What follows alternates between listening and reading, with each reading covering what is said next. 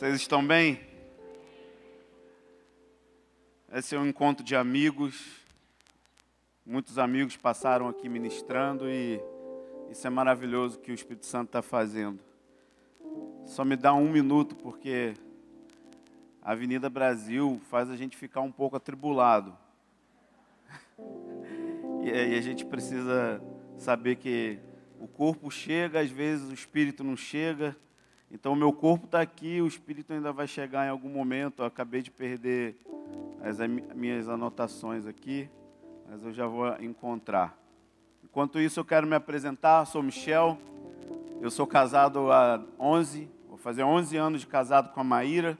Somos pais de 2 crianças, o Benjamin deve estar aí em algum lugar, correndo.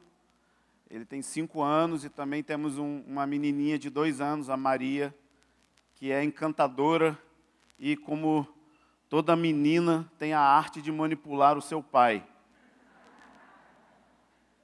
A gente sempre se diverte com ela e na nossa família a gente tem uma disciplina bem forte no que diz respeito à educação de filhos e à alimentação das crianças. Então a gente evita de dar açúcar para as crianças até uma determinada fase, para que elas aprendam a comer brócolis, cebola, alface, todo esse tipo de coisa aí que nós todos aqui não gostamos de comer, certo? Então a gente prepara os nossos filhos para a volta de Jesus e para dias de grande tribulação, quando a pressão na terra aumentar, e aí a gente não vai poder mais ir no mercado comprar guloseimas. Os nossos filhos vão estar prontos para comer comida que dá no chão, ok? Então, volta de Jesus é um assunto que tem tudo a ver com a segunda-feira, o dia a dia da nossa família. E a minha filha Maria, ela é muito diferente do Benjamin. Ela é mais dura de coração. Ela tem um pouco mais de Eva dentro dela.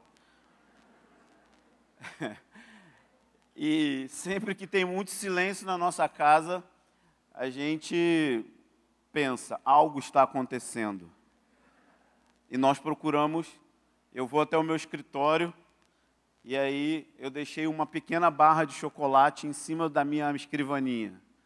E eu vou devagar para ver o que a Maria está fazendo. E quando eu chego, ela está com um pequeno pedaço de chocolate na boca. Quando eu piso na porta do meu escritório, ela pega uma barra desse tamanho e enfia tudo dentro da boca para que eu não pegue. E para piorar, ela com seus dedinhos, ela tem 2 anos, sujo de chocolate, ela limpa na sua camisa branca, olhando para mim, fazendo assim.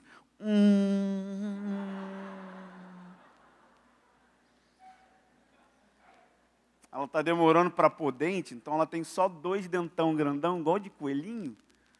E os 4 de baixo, ela vai dar um sorrisinho assim, ó. Aí ela realmente manipula o meu coração. Mas nós estamos no ministério já há 20 anos, em tempo integral. Fui pastor de uma igreja local em São Gonçalo. Quem conhece São Gonçalo aqui? Deixa eu ver. São Gonçalo está competindo com Bangu para saber qual é o lugar mais quente da terra. E com Manaus também. Manaus, Bangu, São Gonçalo está pau a pau ali. É difícil saber qual é o lugar mais quente. Eu plantei uma igreja lá há 8 anos atrás e também implantei uma sala de oração, que esse é o peso principal do meu coração, mobilizar o corpo de Cristo para a oração.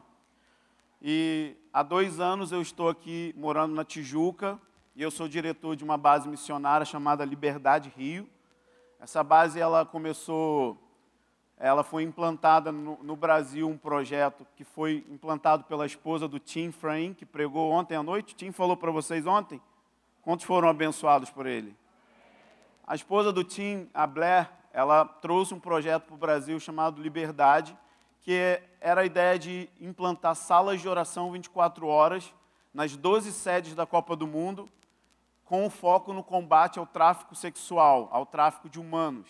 Tráfico de humanos porque a maior parte do tráfico de humanos hoje é feito através da exploração e de venda de meninas para o sexo, para a prostituição. E o Brasil é um dos países na ponta da lança disso. Só para você ter uma ideia, nas Olimpíadas, tinham mais ou menos 3.500 websites vendendo pacotes de prostituição, de crianças a idosas, de todo tipo, vendendo isso para os estrangeiros. Então, o Brasil é um país muito forte na venda e na exploração de meninas. Também explorando as meninas dentro da própria nação, nos países, nas sedes da Copa do Mundo.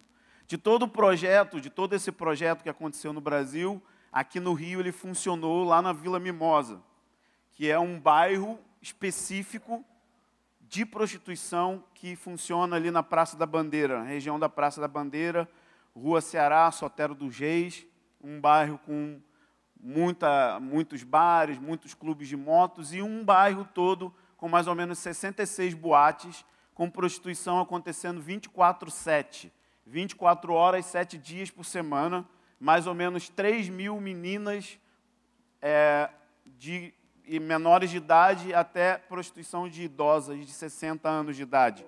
Isso está acontecendo no Rio de Janeiro, na nossa face, diante das autoridades, diante do governo. Todo mundo sabe que isso acontece ali.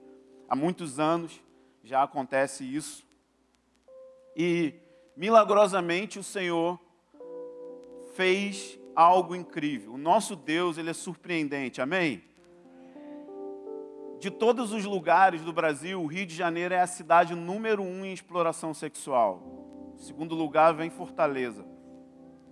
O Rio de Janeiro, que é a cidade número 1 em exploração sexual, de todo o projeto Liberdade, foi a única casa que permaneceu aberta, funcionando até os dias de hoje. Você não entendeu? Isso não tem nada a ver comigo. Não tem a ver com uma pessoa, uma celebridade ou alguém ungido. O Rio de Janeiro hoje, pensa comigo, quando em sã consciência você iria pensar que um dia, num lugar onde a injustiça sobe diante do trono de Deus dia e noite, 24 horas por dia, sobe injustiça daqueles pequenos quartos, por mais de 20 anos. Mas desde 2014, o que tem subido naquele lugar é incenso de adoração da igreja do Rio de Janeiro. Jesus está sendo adorado.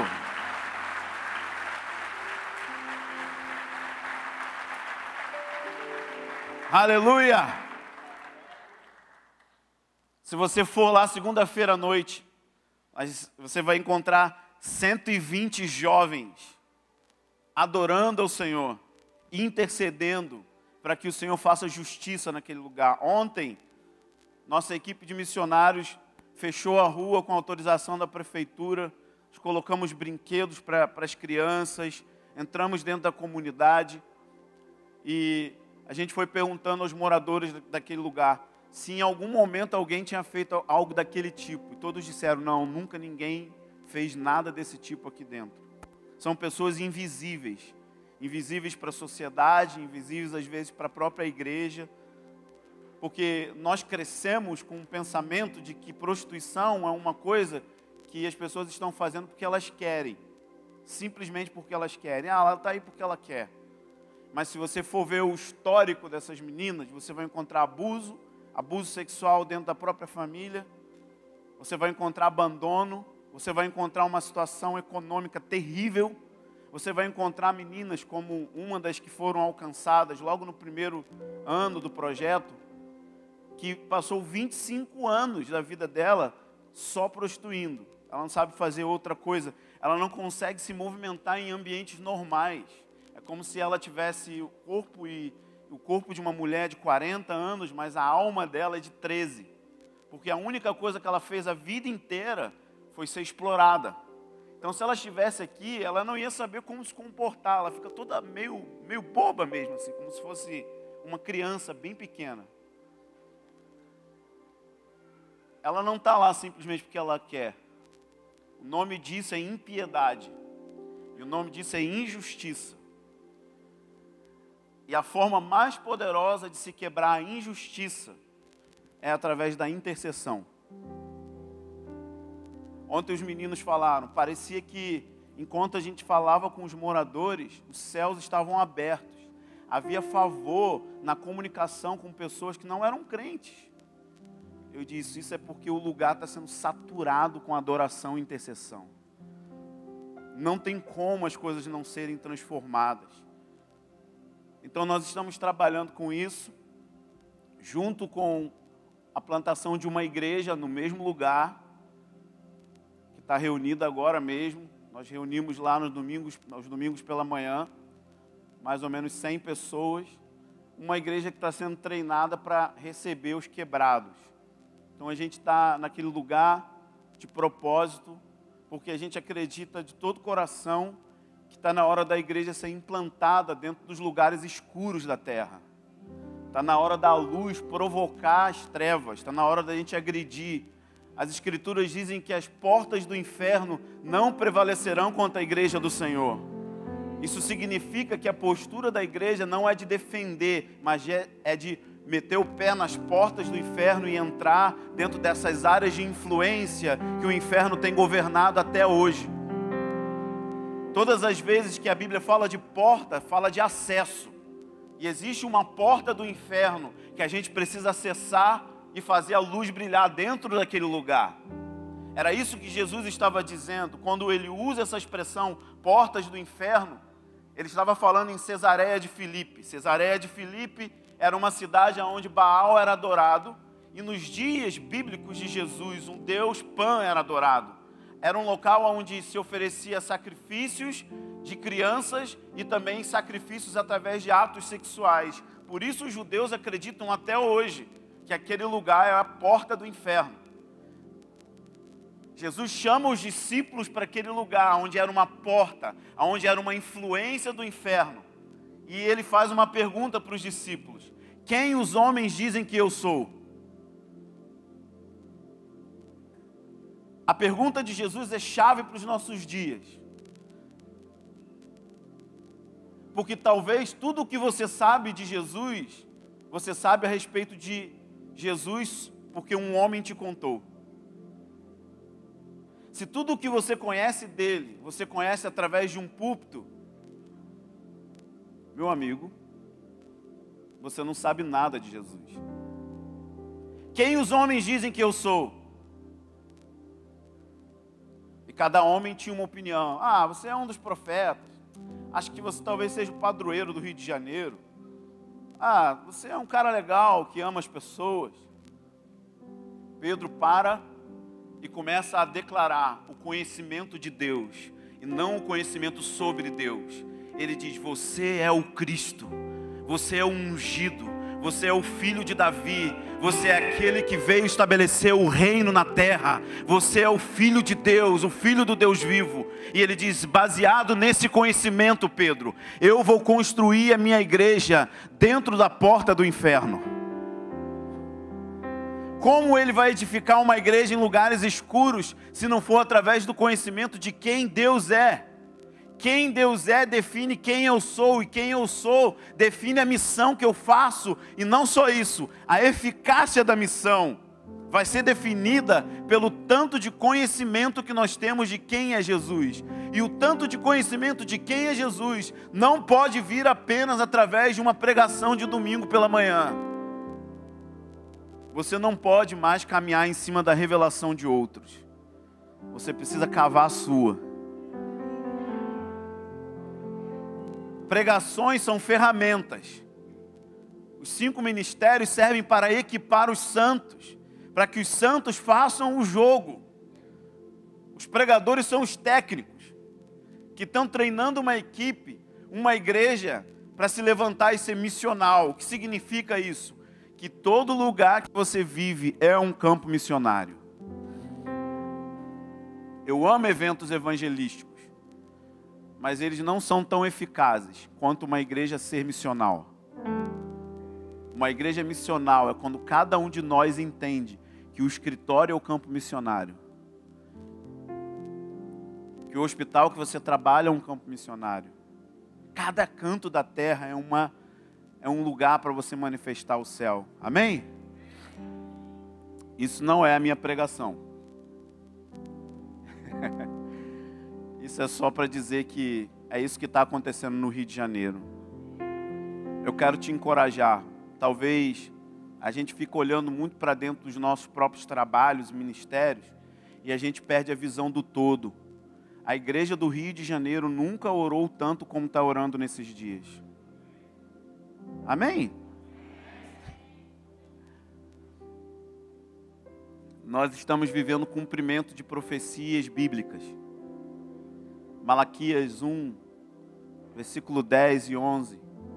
O profeta, no meio do caos sacerdotal, quando aqueles que deveriam alimentar e sustentar a adoração e oração estavam desviados, ele se levanta e começa a ver o ano de 2017. Ele declara da seguinte forma: em todo lugar, diga comigo, todo lugar, se levantará incenso ao nome do Senhor. Amém? Todo lugar significa até dentro da zona de prostituição maior do Rio de Janeiro. Todo lugar significa no Largo de Bangu. Todo lugar significa na Indonésia, o maior país muçulmano, onde hoje existem 40 torres de oração 24 horas. Nós estamos falando de um país que não pode andar com a Bíblia na mão. Nós temos uma escola ministerial que funciona no Liberdade. Nós já formamos mais de 600 alunos. Desses 600 alunos, alguns estão trabalhando na nossa equipe hoje em tempo integral. Outros voltaram para suas igrejas e estabeleceram salas de oração, reuniões de oração incessante, grupos de oração. A igreja do Rio de Janeiro está orando como nunca orou antes. Só eu poderia falar de uns 5 ou 6 lugares que eu sei que tem gente séria estabelecendo oração regular, concisa e sóbria sem cessar. No Rio de Janeiro. Nós estamos olhando para a pressão, a crise e tudo isso que está acontecendo na nossa cidade, mas eu quero te dizer, toda essa crise é uma oportunidade de nós liberarmos um dos maiores avivamentos que essa cidade jamais viu. O meu coração não está entristecido, o meu coração está cheio de esperança. Amém? Você tem esperança? Eu quero te encorajar. Essa manhã é uma manhã de você sair daqui com o seu coração aquecido. Quantos querem o fogo de Deus essa manhã? Eu quero indicar para vocês algumas literaturas que a gente trouxe. Talvez você já viu lá atrás. Há mais ou menos 15 anos, o Senhor tem me dado uma mensagem para estabelecer uma cultura de oração na igreja. Então eu escrevi um material, um livreto que foi lançado pela editora Impacto há um ano atrás, está fazendo um ano na verdade, que esse pequeno livrinho, Cultura de Oração, foi lançado. E quando eu escrevi o livro, eu escrevi pensando nos desafios de se ter uma vida de oração. É um desafio hoje para todo cristão ter uma vida regular de oração. Faz sentido para vocês isso? Sim ou não? Sim ou não, gente? Então eu penso que a gente está muito preocupado no que a gente tem que fazer para Deus. E eu sei que existem coisas que a gente vai fazer, mas eu hoje estou mais preocupado no que a gente pode fazer com Deus. Fazer para Deus não significa que você anda com Ele. Tem muita gente fazendo muita atividade ministerial, mas isso não significa que você está andando com Deus. Deus não está procurando operários. Deus não está procurando produtividade. Ele está procurando relacionamento. Relacionamento com Deus gera produtividade, óbvio. Deus é criativo e Deus tem uma grande comissão a ser cumprida. Mas é totalmente diferente quando a gente muda do lado do ativismo para o lado da espera. Esperar em Deus significa abandonar todos os nossos projetos para ouvir a sua voz, para fazer como Ele deseja fazer. Mas isso é um desafio, porque nós somos a geração mais indisciplinada de toda a história. Nós somos a geração mais viciada em tecnologia do que todas as outras, até porque a geração de John Wesley não tinha WhatsApp, nem Facebook, nem e-mail. Para você ter uma ideia, existem professores universitários hoje que não conseguem ler a metade de uma página de um livro, porque eles estão debaixo de crise de ansiedade para ler a próxima mensagem que chegou no seu celular. Então é uma geração que não consegue parar. Então eu escrevi um livro pensando em você e pensando nas minhas dificuldades. Que significa, nós precisamos desenvolver uma disciplina que estabelece uma cultura. Então, se você quer crescer na sua vida de oração, e se você quer ver a sua igreja crescer, esse é um material que eu indico fortemente para que você leve para o seu grupo de música. Grupo de louvor precisa ler esse livro, porque os músicos no Brasil, eles são o povo mais analfabeto de Bíblia que existe na igreja evangélica. Então, os músicos precisam de um bom batismo de oração e de leitura bíblica. Amém, músicos? Amo vocês, mas a gente precisa ler a Biblinha, né? Que a gente vem de uma cultura de músicos que tocam um domingo à noite e vão para a cantina bater papo na hora da palavra. Está na hora de Deus levantar músicos cheios de uma boa teologia. Porque eu vou pregar por meia hora, 40 minutos, você vai esquecer a metade. Mas uma música você não esquece. A música é um chiclete na cabeça. Se ela for permeada de boa teologia, ela se torna um ministério da palavra cantada. Então está na hora dos músicos serem profundos em oração e profundos nas escrituras. E aí os seus acordes vão profetizar. Então, esse livro é muito especial para músicos e cantores dentro da igreja. E um outro material muito especial sobre avivamento. John Walker é um mentor. Ele é de uma família americana que está no Brasil desde a década de 60. Eu tenho caminhado debaixo da cobertura desses irmãos. E ele escreveu um livro que é A Igreja do Século XX, a história que não foi contada. Todos os avivamentos do século XX estão contidos nesse livro, sem romancear. O que significa isso? Ele vai contar tudo o que teve de bom e tudo o que teve de ruim. Todos os acertos que empurraram a igreja para frente e todas as falhas que aconteceram. Por exemplo, ontem, estudando sobre Azusa, eu li um fato triste, muito triste. William Seymour, que era um dos líderes de Azusa e o pastor talvez principal do movimento, no finalzinho do avivamento, o mentor dele foi lá e reprovou o avivamento. E abriu uma missão ao lado e se tornou um competidor. E daí então começaram todas as grandes divisões de todas as igrejas dentro do movimento pentecostal. Ou seja, o avivamento se tornou um utensílio de divisão. Está na hora da gente parar de dividir, irmãos. Em nome do fogo de Deus. Por que você precisa conhecer a história? Para honrar aquilo que esses homens fizeram e para não cometer os erros que eles cometeram. E por que você precisa ler livros? Porque se você é um cristão, você precisa amar a leitura. Não tem jeito. Você discorda de mim? Você serve um Deus que te deixou um livro. Se você não ama ler, você está no time errado. Vai para o hinduísmo. Lá você fica meditando até achar o nirvana. Você não lida com letras. Deus gosta de letras. Deixou os 10 mandamentos na pedra. Depois no coração do homem. Depois deixou um livro. Livros geram cultura. Livros mudam uma geração. Talvez aqui o pessoal, fiquei sabendo que é muito ligado ao Jorge Mitian. Um dos livros que mais gerou cultura sobre submissão, Jesus Cristo é o Senhor. Isso é um livro de cabeceira, tem que estar lá do teu lado, aqui, ó. Todo dia você tem que botar a cabecinha nele, não só a cabeça. passar os olhos nele, todo dia. Porque livros modelam uma geração, modelam a cultura da igreja.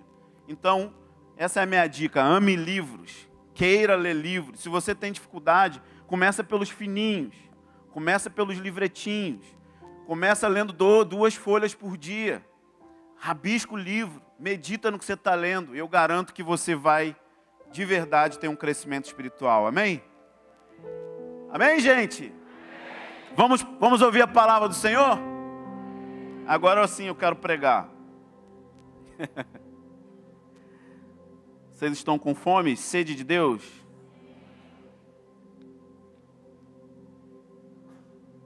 Eu tenho uma palavra hoje, que eu entendo que ela é uma palavra profética do Senhor. Olhando as Escrituras de maneira geral, e pegando o conceito de um antigo livro também, do Bob Mumford, chamado A Patrola de Deus, mas lançado no Brasil com o título Reinando em Vida. Ele diz que em todas as Escrituras a gente vai encontrar a promessa. E toda promessa tem um princípio para se viver a promessa. Mas para entrar no princípio, sempre tem um problema que nos impede de entrar no princípio que leva a viver a promessa. Mas sempre tem a provisão, que é o meio pelo qual Deus nos empodera, pela graça, a viver o princípio que faz com que a gente derrube o problema e entre na promessa. Estamos juntos nisso? Ou está muito rápido? Vamos de novo. Promessa, princípio, problema e provisão. Ou poder, tanto faz. Sempre você vai encontrar isso na Bíblia. A promessa tem a ver com um fato legal, aquilo que Deus garantiu que é seu. Mas existe um princípio para entrar na experiência. Vamos pegar um exemplo. As Escrituras dizem em Efésios 2:6 que nós estamos assentados nas regiões celestiais com Cristo Jesus. Amém? Um capítulo antes, Paulo está dizendo que Cristo foi ressurreto dentre os mortos e que Ele está assentado acima de todo principado. Diga comigo, principado. Diga, potestade. Jesus está acima de todo principado e potestade. De toda a autoridade, quer no céu, quer na terra, Cristo está acima. Então imagine que no terceiro céu, Cristo está aqui, acima de todos os principados e potestades do Rio de Janeiro. No segundo céu é onde acontece a batalha espiritual entre anjos e principados, anjos e demônios. Deus não tem adversário, ok? A igreja tem um adversário, que é o diabo. Mas não é tipo Vasco e Flamengo, Deus e o diabo. Não é Corinthians e Palmeiras. Deus é o criador de Satanás. Satanás é uma pulga, um inseto diante de Deus, que só pode fazer aquilo que soberanamente Deus permite. Então não há luta. A luta está acontecendo entre os anjos e os demônios e entre a igreja e Satanás. Então no segundo céu, principados e potestades estão lutando. Mas a Bíblia está dizendo que Jesus está acima dessa luta. Estamos juntos? Você está comigo? Só que a Bíblia não está dizendo que é só Jesus que está acima dos principados e potestades. A Bíblia está dizendo que você está acima dos principados e potestades. Porque você está assentado com Cristo nas regiões celestiais. Então quando você levanta a sua voz em oração, você não está orando da terra para o céu. Você está orando do céu para a terra. Você está soprando os céus para que os céus se abram. Isso é uma promessa. A questão é, você vive isso? Entre a promessa e a experiência, existe uma coisa no caminho, princípio. Princípios que te levam a experimentar a promessa. Por exemplo, quando um homem e uma mulher se casam, legalmente eles se tornam uma só carne. mas nem sempre experimentalmente são uma só carne. Quantos casamentos nós olhamos e o cara está divorciado, mesmo morando junto, dormindo na mesma cama? Por exemplo, casais que cada um tem a sua própria conta. Casou e o dinheiro já está separado, já começou errado. Não, eu pago a minha, ele paga a dele, e às vezes a gente pede dinheiro emprestado um para o outro. Quando você casa, eu casei, tá? A geladeira da minha casa não é minha, é nossa. O dinheiro da minha casa não é meu nem dela, é nosso. Tudo é nosso. O meu ministério não é meu ministério, é nosso, é da minha família. Por isso que existe a palavra submissão. Ajudar o outro a cumprir a missão. Isso significa submissão. Então um casal precisa ter um marido que tem uma missão. Quantas solteiras nós temos aqui nessa sala? Solteiras que querem casar. Levanta a mão. Deixa eu te dar uma boa dica.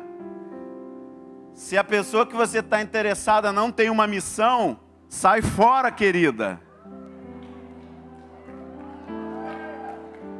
Pula fora disso aí, que é a armadilha de Satanás.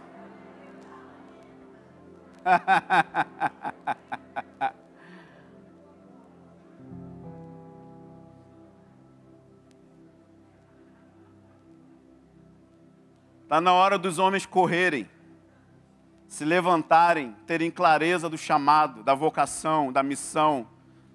Quando eu casei com a minha esposa, 2 semanas que eu conheci ela, pedi ela em casamento. Me casei em 9 meses. Estou há 11 anos casado. Ela diz até hoje, sabe o que me deu segurança? Você sabia para onde estava indo. É claro que eu não tinha toda certeza,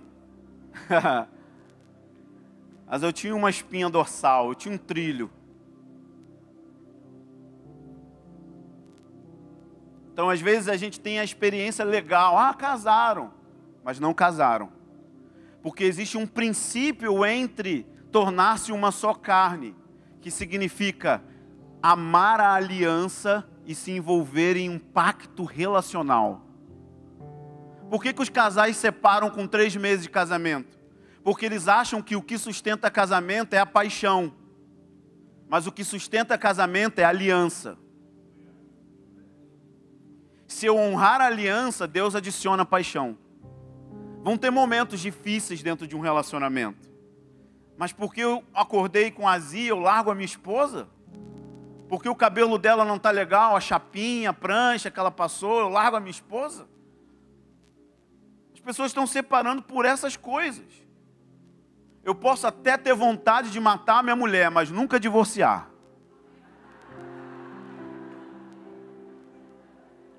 Nunca.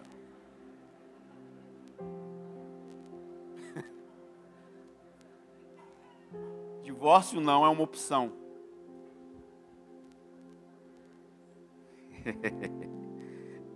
Isso é uma piada, tá, gente? Relaxa. Mas quem vive a vida debaixo do mesmo teto sabe que tem desafios. Sabe? Então a gente precisa de um princípio. Então em toda a Bíblia é assim. Então nós temos uma promessa.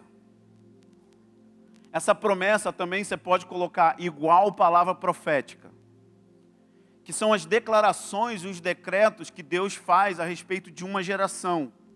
Para cada geração houve uma palavra procedente, que significa o que Deus está colocando o dedo. Deus fala muitas coisas numa geração, mas sempre tem coisas centrais que Ele está colocando o dedo e outras coisas giram ao redor daquilo que Ele está apontando. Então, por exemplo, existe o plano eterno de Deus, que a gente chama isso de visão geral. É o plano de Deus de capa a capa. Ele tem muitas facetas. Deus quer uma noiva, Deus quer filhos semelhantes a Jesus, Deus quer uma casa para habitar, Deus quer um corpo. São muitas facetas do mesmo plano. É o mesmo plano. No final, tudo isso aponta para o livro de Apocalipse. Fechamento da história, a segunda vinda de Jesus.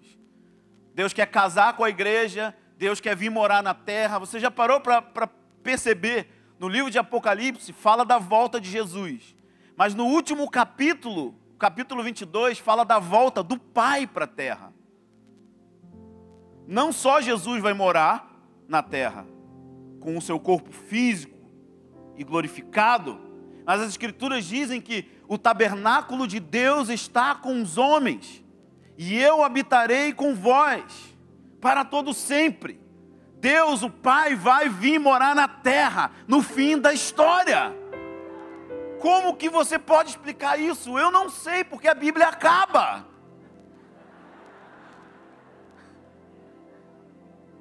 A Bíblia acaba dizendo que Deus, o Pai, Abba Pai, vai morar na terra, em plenitude. Então esse é o plano geral de Deus. O plano de Deus em toda a Bíblia. Começa em Gênesis, você vai encontrar em Gênesis a árvore da vida, você vai encontrar em Gênesis o rio que tinha muitas pedras preciosas, você encontra a colheita desse plano lá em Apocalipse. A Nova Jerusalém também tem a árvore da vida, também tem o rio de Deus, também tem muitas pedras preciosas. Gênesis é a sementeira, Apocalipse é a colheita. Esse é o plano de Deus. Jesus quer voltar e fechar a história. Não é só mais um avivamento para a gente cair, babar, tremer e ficar daqui a 3 anos nostálgico porque o mover acabou. Não, agora Ele quer derramar o Espírito Santo sobre toda a carne, em toda a terra, porque Ele está preparando a terra para Jesus se mudar para ela. Não importa qual seja a sua linha escatológica, isso é fato. Então esse é o plano geral de Deus. Dentro do plano geral, existe uma coisa que a gente chama de visão atual, que é o que Deus faz em cada geração, e que cada geração precisa corresponder para cooperar com o plano geral. Qual é o plano geral? Esqueceram já? Acabei de falar. A volta de Jesus. Qual é o plano geral? Gente, vocês estão muito deprimidos com a volta de Jesus. Vocês querem terminar a faculdade, né? Qual é o plano geral? Pois eu estou dando a minha vida por isso. Para preparar a volta de Jesus, cooperar com isso. Então em cada geração Deus dá uma palavra, e aquela geração pega aquela palavra, pode ser um grupo de pessoas, uma igreja, às vezes uma cidade, e ela começa a corresponder. Por exemplo, nos dias de Noé, a palavra atual para Noé era: constrói uma arca. Agora pare e pense comigo, que loucura. Noé era agricultor. Começou já errado, parece que Deus está errando. Noé é agricultor, Deus chama ele para fazer um barco. E Deus chama ele para fazer um barco para se preparar para um evento que nunca aconteceu: chuva. Imagina Noé falando para as pessoas: estou construindo um barco porque vai chover. Que é isso, cara? Que maconha que você está fumando? Chuva? O que é chuva? É a mesma coisa quando as pessoas olham para a nossa vida e vê a nossa família se preparando para a volta de Jesus. Ninguém nunca viu a volta de Jesus. Mas o problema é que o mundo olha para as famílias da igreja e não consegue achar que Jesus vai voltar, porque o nosso estilo de vida diz o contrário disso. O nosso estilo de vida diz que Jesus volta em 1000 anos, não amanhã, não daqui a 50 anos. Eu não sei, eu não posso prever a data da volta de Jesus. Mas eu te digo, meu amigo, talvez a gente não tenha mais do que 50 anos pela frente. Talvez não na minha geração, mas na dos nossos filhos. E a questão é: o que você está fazendo com a sua vida agora? Porque o que você faz com a sua vida agora tem a ver com como você vai estar no futuro. Você precisa viver com seus olhos na eternidade. E dependendo do que você vê na eternidade, modela como você vive agora. Como você gasta seu dinheiro, como você cuida dos seus filhos, como você se relaciona com a sua igreja local. Então Deus fala para Noé: faz um barco Para quê? Chuva. O que é chuva? E ele envolve a família dele toda nisso. Uma loucura. Se preparar para um evento que nunca aconteceu, que ninguém nunca viu. Imagina se Noé ouve errado. Se ao invés de ele construir um barco, ele construísse um templo. Você acha que ia dar certo? Sim ou não? O dilúvio ia levar tudo. Já para Davi, a palavra era: constrói um templo, junta o material. Óbvio, Salomão que constrói, mas Davi é aquele que modela o funcionamento do templo, através de treinar músicos e cantores para ter adoração dia e noite, profetizando com os instrumentos. Davi junta dinheiro, ouro, prata, bronze, e ele deixa tudo na mão do seu filho, porque a palavra procedente para Davi era: constrói uma casa. Cada geração tem uma palavra. Para Azusa era batismo no Espírito Santo com a evidência de orar em línguas. Para os irmãos em Buenos Aires era discipulado 1 a 1, unidade. Foi uma palavra procedente para aquela época, que alastrou pelo mundo inteiro. Aquele grupo de irmãos em Buenos Aires captou essa palavra, entenderam essa palavra, multiplicaram essa palavra. Precisam ser honrados por isso. Assim, cada movimento do Espírito dentro do século 20. Para John Wesley, a palavra procedente era santificação. Não é apenas novo nascimento, mas você precisa de um fogo que te faça ser perfeito como Deus é perfeito. Amém? Amém. A questão é: qual é a palavra para a nossa geração? Porque se você não sabe nada do plano geral, se você não sabe nada do que Deus está falando agora, tudo que você está fazendo com a sua vida é inútil. Porque se o que você está fazendo... Quantos são cristãos aqui, pelo amor de Deus? Um cristão deve viver a vida de maneira que coopere com o plano de Deus, amém? Então não é fazer o que quer, não é trabalhar com o que quer.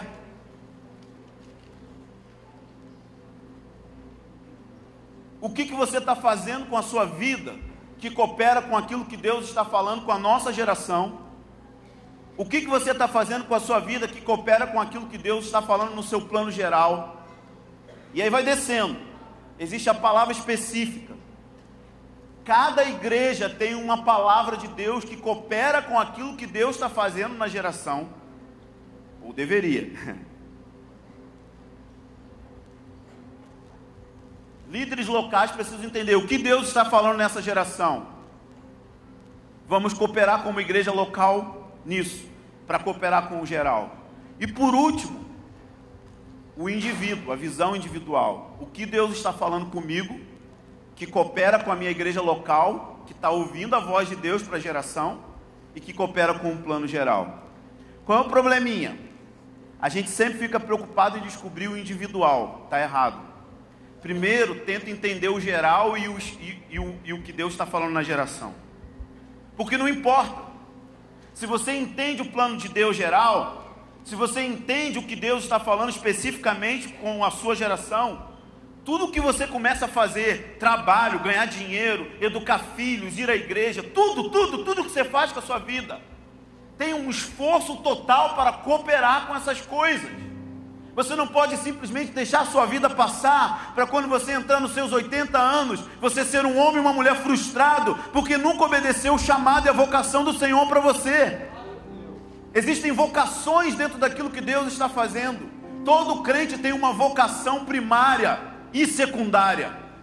A sua vocação primária é ministrar ao Senhor. Todo cristão é um sacerdote chamado para ministrar a Deus. E a sua vocação secundária, se você é profeta, médico, advogado, que é fruto do seu tempo gasto com Deus. Mas a gente vive ignorando esses princípios.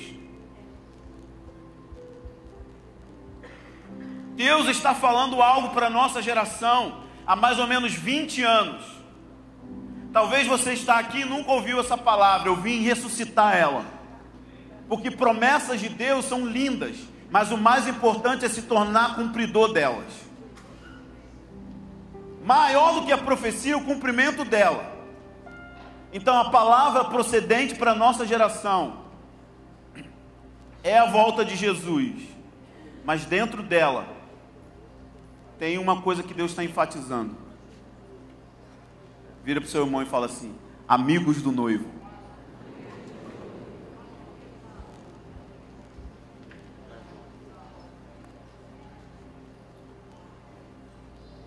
Vira e fala para ela assim: preparadores do caminho. Jesus não pode voltar amanhã à noite. Pode no sentido de que Ele é Deus, se Ele quiser Ele vai. Não pode no sentido de que Ele é um Deus verdadeiro e Ele não mente. Jesus não pode voltar porque Ele não é pedófilo. E a igreja é uma criança ainda. Ele volta para uma igreja madura.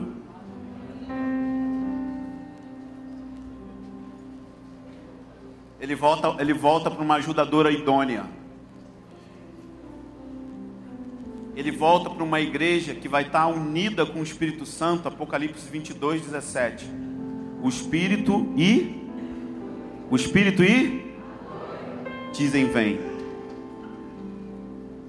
O que significa a palavra vem? Grifa ela. Vem significa tudo aquilo que precisa acontecer antes de Jesus voltar. É a igreja entrando em parceria com o Espírito Santo, chamando o casamento para a terra. Para a igreja ser madura, ela precisa daqueles que preparam a igreja. Há mais ou menos 20 anos atrás eu ouvi essa palavra. Deus está levantando a geração de João Batista.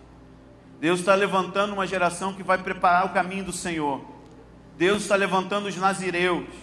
Deus está levantando homens e mulheres que vão adornar a igreja para que ela se torne uma igreja madura. Eu tenho ouvido essa palavra por muitos anos. Não sei quantos aqui ouviram isso em algum momento da vida, que Jesus está voltando e que Ele está levantando aqueles que vão preparar o caminho para a sua volta. Não tem como a igreja se auto-adornar. Quando acontece um casamento, a noiva tem o dia de noiva. Alguém vai maquiar ela, alguém vai pôr o vestido nela, alguém vai preparar ela para aquele encontro. Ela não vai se auto-ataviar.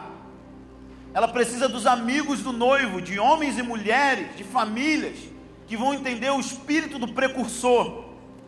O que é um precursor? Precursor é alguém que vai à frente de alguém importante, como aqueles batedores na moto. Eles vão preparando o caminho para a santa majestade que vem atrás. Eles preparam a terra, preparando a igreja e avisando ao mundo a respeito do retorno de Jesus. E como o fazem? Fazem isso através de duas formas: pregando a revelação da paternidade de Deus, pregando a revelação de Deus como noivo e liberando sinais e maravilhas nas ruas da cidade. Porque cada vez que eles liberam essa revelação, eles estão deixando um protótipo. Assim é no reino do meu Deus. Seja curado em nome de Jesus. Levanta e anda. No reino do meu Deus não há paralíticos. Levanta e anda. Quando eles encontram pessoas quebradas na orfandade, eles liberam e lavam essas pessoas com misericórdia. Misericórdia significa colocar o nosso coração na miséria dos outros. Eles manifestam a paternidade de Deus na terra, liberando o amor paterno de Deus sobre os quebrados. E eles declaram: assim vai ser no reino do meu Pai. Eu estou antecipando aquilo que um dia virá plenamente. Precursores vivem no futuro do presente. Eles vivem hoje com seus olhos no futuro. Por isso eles são esquisitos, porque eles estão vendo aquilo que a maioria não está vendo. Assim foram todos os profetas. Noé era um precursor, ele preparou a terra para o dilúvio. Moisés era um precursor, ele preparou a terra para libertar Israel do cativeiro. Todos esses viram algo do Espírito. Se você pega o livro de Hebreus, diz que Moisés preferiu sofrer com o povo do Egito, porque ele viu aquele que era invisível. Eles permeiam a sua vida por uma visão, uma única visão. Por isso eles são obstinados. Por isso talvez não são entendidos. Talvez eu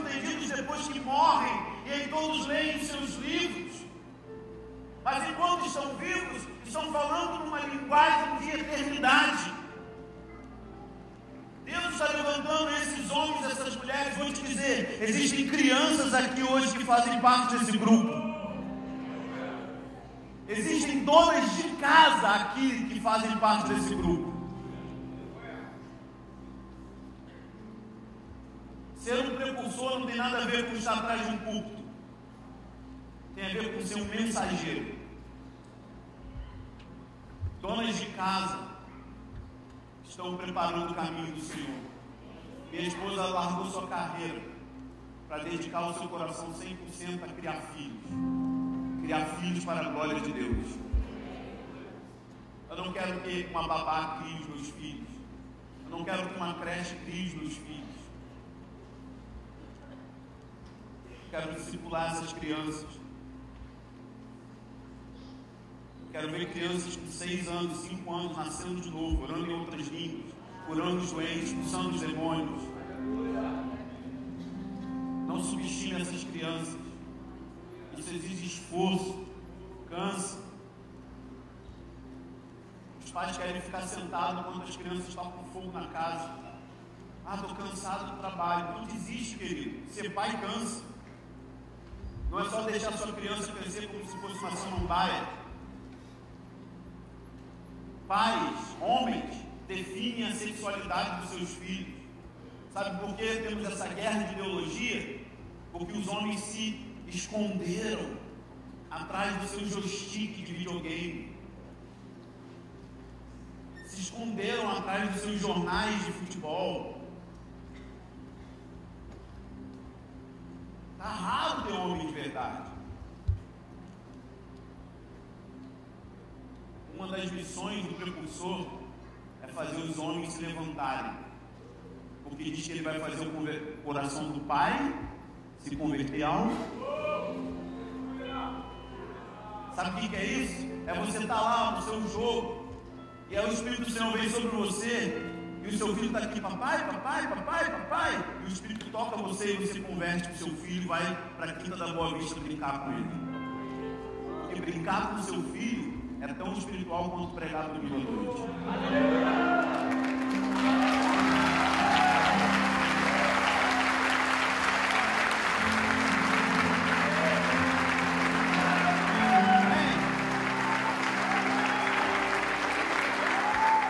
Nós precisamos de mães que troquem fraldas para a glória de Deus. Isso é espiritual, é um culto. O cheiro não é bom, mas é um culto. Nós treinamos nossas crianças em casa para dormir às 8 horas da noite, desde os 2 meses de idade. Os 2 fazem isso. Você teve sorte? Não, disciplina. Mães, leiam Quero Isso, Universidade da Família, um livro chamado Nana Nenê. Sua vida será salva. Foi isso que nós aplicamos. Treinamos nossos filhos, 8 da noite, pijaminha, oramos, lemos a Bíblia, dormiu. Eu tenho a minha esposa só para mim. Chega na casa das pessoas, 2 da manhã, tá a criança tacando fogo na sala, a mãe com olheira, o pai babando. Isso não revela o céu, isso revela o inferno.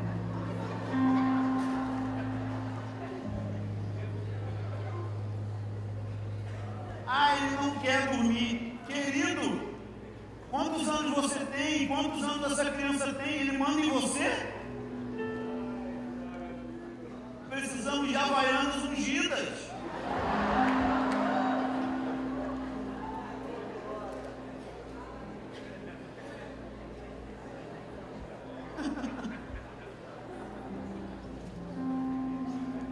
Meu filho já sabe.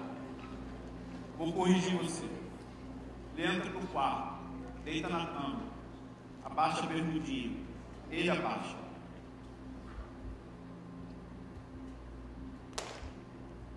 Chora, levanta, Eu olho nos olhos dele e digo: papai te corrige porque te ama muito. Ele me abraça chorando e diz: papai, eu te amo. Aleluia! Ai, psicologia diz que vai ficar com trauma. Trauma? É quando ele estiver fazendo sequestro na rua.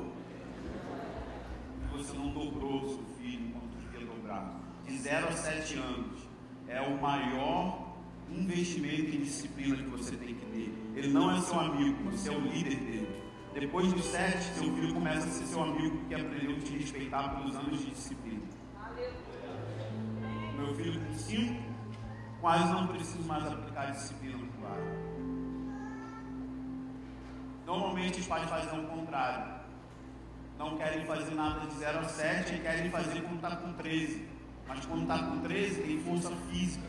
Aí sai de casa e você nunca mais tem seu filho. Isso é ser um precursor. Preparar filhos para a volta de Jesus. A esposa deve estar em algum lugar. Sei lá onde. Tem muita gente aqui que se vai achar. Cansa. Perguntaram para o Ashley, líder judeu messiânico: está cansado, Ashley? Estou há 30 anos. Por quê? Criando filhos.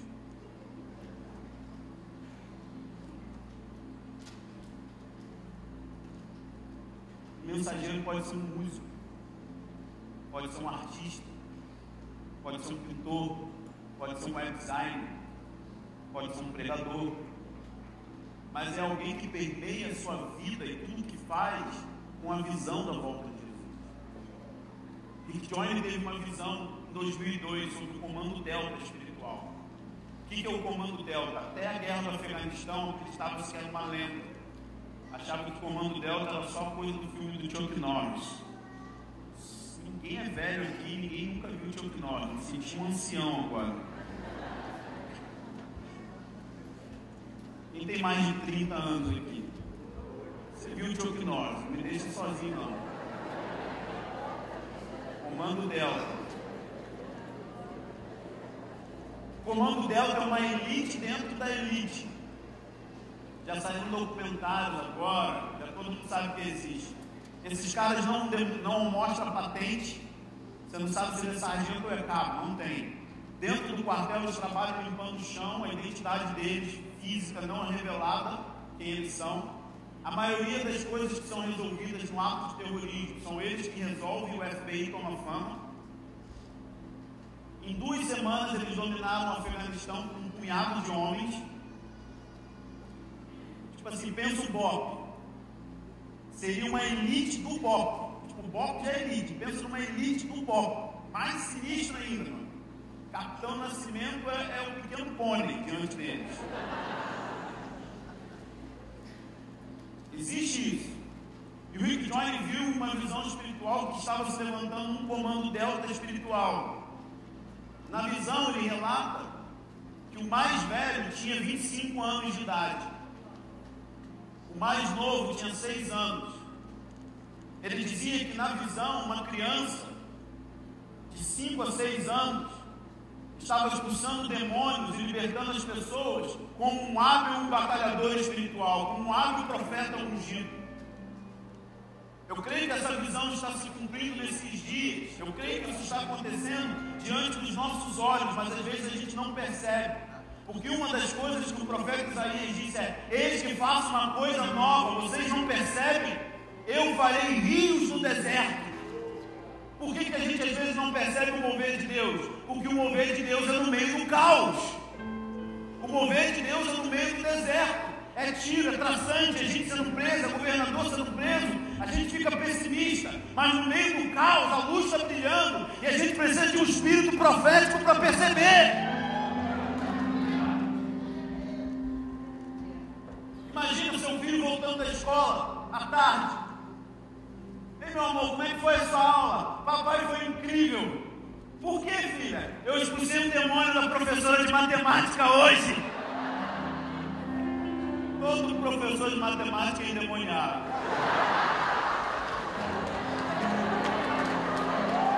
Tem gente que concorda comigo.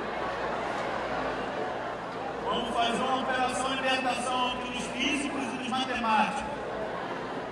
Esses caras me faziam tirar C para passar. Era terrível, tinha um coxo ali terrível.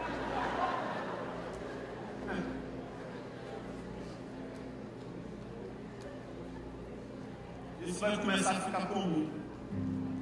Nossos filhos vão para o shopping, na praça de alimentação, vão encontrar pessoas em cadeiras de roda. Isso já está acontecendo, aqui no Rio, não é nos Estados Unidos não.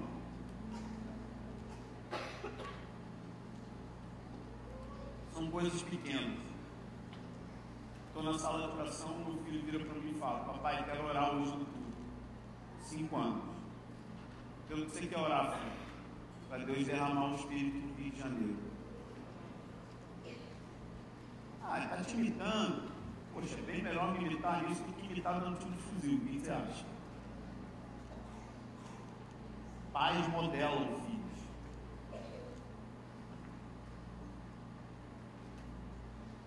David Wilson, na mesma época, teve a mesma visão de um exército de jovens se levantando que iriam preparar o caminho para a volta de Jesus. Eles declaram que isso em 2002, em uma congregação teriam apenas 2 ou 3 desse tipo, mas que nos últimos anos, no decorrer do tempo, quando isso passasse, esse número iria aumentar dentro das congregações. Então essa é a palavra procedente do que o Senhor está fazendo. Ele está levantando João Batista. Qual é o princípio para viver isso? Lucas 1,80. O menino crescia e se fortalecia em espírito no deserto. Diga comigo, no deserto. Qual é o problema dessa geração? Nós ouvimos essas canções correndo para Jesus, saltando para Jesus, geração disso, geração daquilo outro. Promessas sobre a nossa vida, do que Deus ia fazer com uma geração desde o ano de 2001 e 99. Mas essas palavras não nos trouxe estilo de vida. Nós compramos as camisetas, nós compramos os CDs, nós vamos às conferências, mas as palavras que são liberadas na plataforma não viram estilo de vida. E a gente fica viciado na próxima conferência, de unção em unção. E a gente começa a ir para ver o que o homem pode proporcionar para a gente, que tipo de arrepio, que tipo de experiência eu vou ter, ao invés de fazer com que aquelas palavras se tornem as palavras que modelam a nossa vida. João Batista foi para o deserto. O que é o deserto? Um lugar que não tem nada. Só Deus. Mas só Deus, nem tem como falar. Não existe só Deus, Deus é tudo. O deserto pode ser físico. Você pode ter uma temporada indo para algum lugar estudar a palavra de Deus, se retirar da sociedade do seu dia a dia normal. Mas eu creio muito mais no deserto interno. Chamo de monges urbanos. O deserto interno tem a ver com o espaço que você cria para que só Deus ministre o seu coração. Existe uma batalha sendo travada hoje pelo seu coração e pelo nosso coração. Se você for estudar propaganda e marketing, se você for estudar a forma como as propagandas são feitas, elas são totalmente diferentes de como eram feitas na época do Fordismo, década de 70, de 60, década de 80, por exemplo. A propaganda era feita mostrando o bem durável. Essa Bíblia dura muito tempo. Essa geladeira dura. Pensa no copo de vidro do liquidificador da sua vovó. Quem já viu aqueles copos de vidro dessa grossura? Não quebra. E o Fucão? O Fusca? O Fucão preto? Não quebra. O Fusca não quebra, gente. Você vê eles passando baratinho, passando. Não quebra. Aquilo ali bate, mata o cara de tétano e não amassa. É o Fusca. Carro durável, como que é o carro hoje. Dá uma batidinha, entra tudo. Parece que foi feito para esmagar. Todas as coisas antes eram assim, cara, compra isso que dura tanto tempo. As geladeiras, aquelas geladeiras antigas, tem gente que tem até hoje. Eu devo toda a energia, mas não quebra. aqui, aquela história de gelo em cima, assim.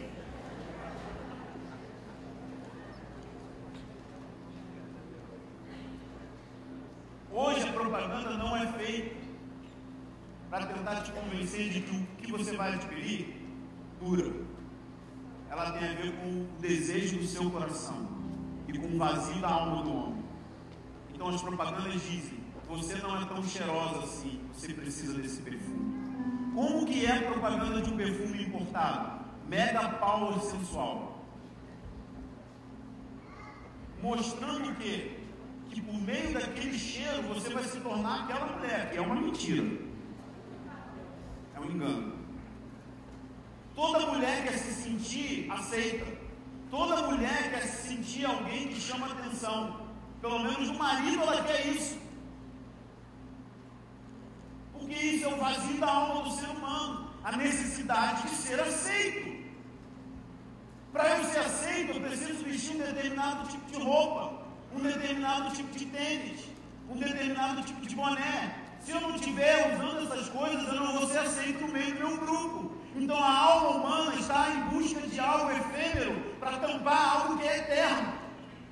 Todas essas coisas são efêmeras. Você vai no shopping com cartão sem limite, pode comprar o shopping inteiro. No outro dia à noite vai ter um vazio na tua alma gigantesco dizendo eternidade. Eclesiastes 3:11 diz que Deus colocou a eternidade dentro do homem, seja ele crente ou não, porque a única coisa que pode completar o seu vazio é Deus. Ah, eu preciso de namorado. Não! Você precisa encontrar Deus.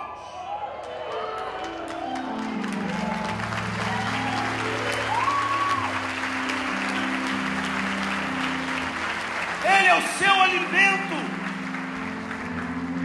Esse tipo de paixão está se levantando em toda a terra, porque está preparando uma geração para ser mártir. Martírio tem a ver com paixão radical. Pode arrancar o meu filho de mim, mas você não arranca o meu amado de mim. Queime minha casa, queime meu dinheiro, mas você não consegue destruir o meu amor por Deus. Todas essas coisas são lícitas. Não é pecado em si comprar um bom carro, ter uma boa casa, uma boa roupa. A questão é que estamos correndo atrás dessas coisas como se elas fossem um ídolo. Idolatria não é só botar uma imagem, acender uma vela. Idolatria é quando você confia em algo ou alguém para te salvar. Quantas pessoas confiam em relacionamentos? Quantas pessoas confiam no seu pastor para salvar o vazio que você tem? Ah, eu vou para o aconselhamento. Cala a boca. Vai para um lugar secreto. Deus vai falar com você. E aí quando você for para o aconselhamento, Deus já falou com você. E você só testifica com o seu pastor. Imagina pastores. Tem pastores aqui? Imagina se o nosso povo entrar no lugar secreto e ouvir a voz do Espírito Santo.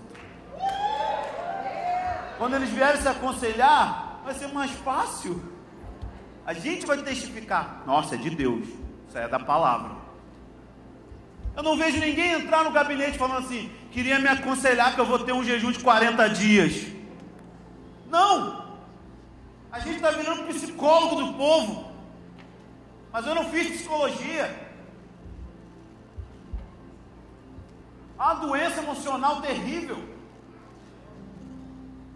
Ai, você não sabe o que eu passei na vida. Claro. Vê a vida de José. Vê a vida de Daniel. Você acha legal ser levado cativo para uma nação idólatra, babilônica, com 13 anos? Diz que José passou 66 anos fazendo uma coisa, orando 3 vezes ao dia. Ele tinha que ir fazer um curso de cura interior, na minha opinião, mas não, ele preferiu entrar no lugar secreto. Primeira visitação angelical dele foi com 83 anos. Antes disso ele ficava 3 vezes ao dia, de frente para Jerusalém, desenvolvendo uma cultura de oração. Gente, Deus, só Deus funciona, tá bom? Só a notícia que eu vim para dar essa manhã para vocês. Deus, o Criador, que é aquele mesmo, esse da Bíblia, funciona, hein? De verdade, eu sou um zero à esquerda. Zé Mané, sabe, o cara ruim, não vale nada, não tem nada para ser o que é.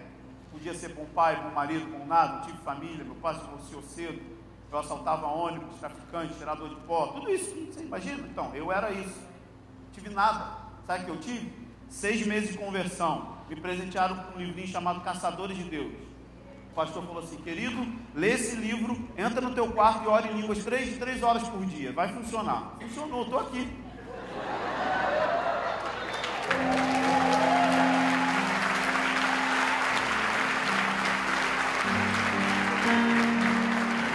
Ah, mas eu tô só me sentindo sozinho.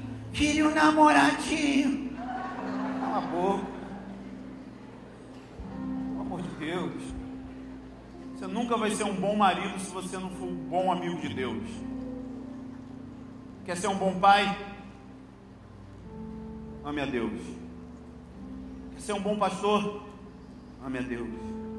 Quer ser um bom empresário? Ame a Deus de todo o coração. Empresários precisam amar mais ainda, porque lidam com fortunas. E dinheiro não é neutro. Dinheiro é um Deus que precisa ser subjugado para servir o reino. Jesus disse: você não tem como servir a 2 senhores. Ele foi para o deserto treinar o espírito dele. Ele abriu mão de beber vinho. Vinho não era pecado, era uma bebida como se fosse Coca-Cola hoje. João Batista abriu mão daquilo que era lícito. Tem coisas que os outros podem, você não, por causa da palavra que está sobre você. Ah, ele fica 12 horas nas redes sociais, você não, porque tem uma palavra profética sobre a sua vida. Ah, ele está namorando com 15 anos de idade, você não, porque você tem uma palavra profética sobre a sua vida.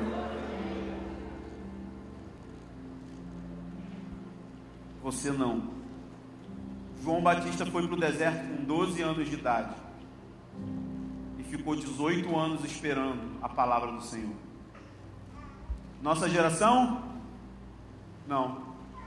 Tem um pouco de talento, faz alguns acordes, vai para o YouTube, grava um vídeo e bota no Facebook, agenda aberta. Sabe quantos anos eu estou no ministério? 20. Sabe quando eu comecei a viajar? 15 anos depois só. Escondido. Sabe o que eu mais quero hoje? Não viajar. Cancelei minha agenda inteira do semestre de viagem. Isso é ilusão. Você pode ter o ministério mais poderoso do mundo, milhares de pessoas te ouvirem. Você pode ter uma igreja de 50 mil membros. Dentro de você vai ter um clamor: eternidade. Pregar não me satisfaz. Eu amo o que eu faço, mas isso não me completa. Só isso me completa.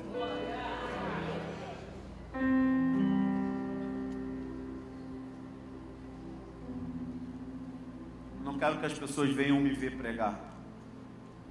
Quero colocá-las diante do trono e sair da frente. Que elas encontrem o noivo. João Batista treinou o espírito dele. Como? 2 formas: um estilo de vida de oração e um estilo de vida de meditação na palavra. Como que você pode provar isso? 2 formas. Lucas 11, os discípulos chegaram perto de Jesus e falou: Senhor, ensina-nos a orar, como João ensinou os seus discípulos. O que estava acontecendo no ministério de João?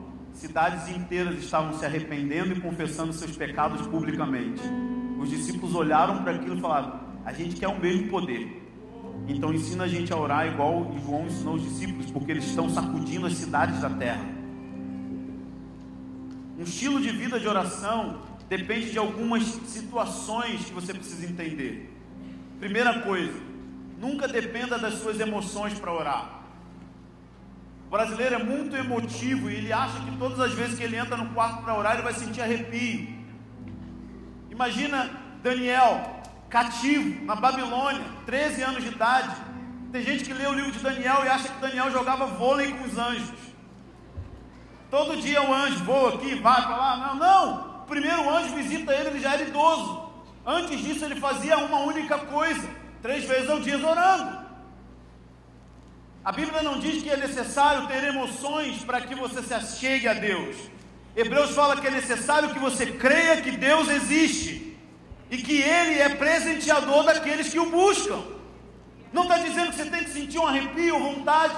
Você não vai acordar de manhã cedo, o Espírito Santo vai te pegar pela orelha e te jogar de joelhos no quarto para você orar. Não, você não pode depender das suas emoções. Ore triste, ore alegre, ore cansado, ore com sono, ore.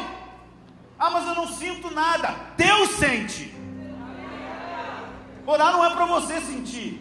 Eu quero sentir, é claro, eu entro, Deus me bate na cara, me joga no chão, me chama de meu bem. Rebenta comigo, Senhor. Quero arrepio, quero voar, quero babar. Unção na lagartixa, cola na parede, qualquer coisa. Eu amo o mover de Deus. Sou avivalista, quero babar, cair, dar cabeçada na parede. Mas às vezes não é assim. Quase sempre não é assim. Mas eu creio que Ele está me ouvindo. E que eu estou sendo transformado mesmo que eu não veja. Os anos se passaram. Enquanto eu pratico isso, isso foi me transformando e me tornando naquilo que eu sou hoje para outros. Uma outra coisa, condenação. Ah, eu falei que ia orar todo dia e falhei. Estou com vergonha de Deus. Meu amigo, para e pensa comigo um minutinho aqui. Vem aqui, ó. Junto, vem. Deu zoom? Deu zoom ou não? Vamos dar o zoom aqui, ó. Como que faz para decepcionar uma pessoa que é onisciente? Gente, o cara sabe que você vai pecar daqui a 50 anos. Tem gente que acha que quando peca, Deus faz assim. Não sabia, tu era capaz. É gaúcho Deus, né? Fui pego de surpresa? Meu Deus! Gente, tem uma coisa que a gente faz bem. Sabe o quê? Pecar. Fala assim pro seu amigo: você é um miserável pecador. Você depende da graça do sangue de Jesus, meu irmão.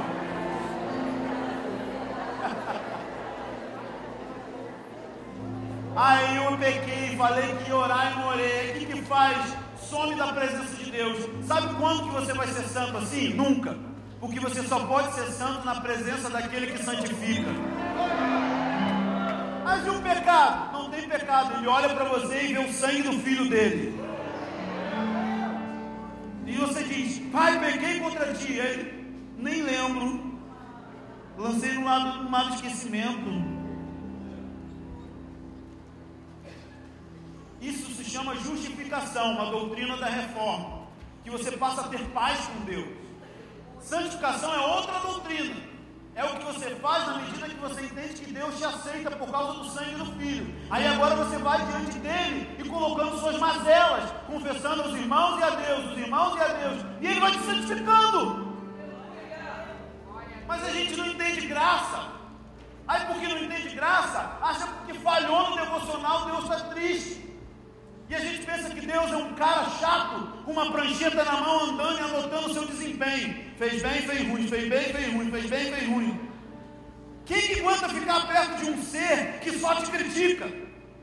Deus é um crítico. As Escrituras dizem em Lucas 15, que quando ele encontra aquela ovelha que se desviou, o que ele faz? Deixa as 99 no campo. O que é desviar? Desviar é pecar. Aquela ovelha está indo pecar. Ele deixa as 99 lá, corre atrás da única pecadora. Ao invés de quebrar as patas, coloca ela no ombro e faz uma festa.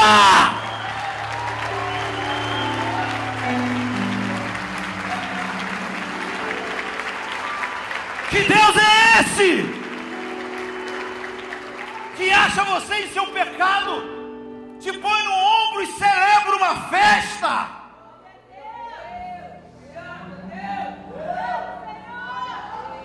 Isso constrange Ah, você está falando então que agora eu posso pecar? Não! Eu estou dizendo que se você entende isso, você vai querer ficar perto dele. E ele faz você vencer.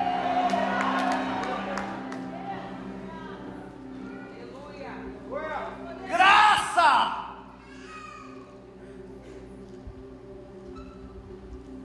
Remove a condenação.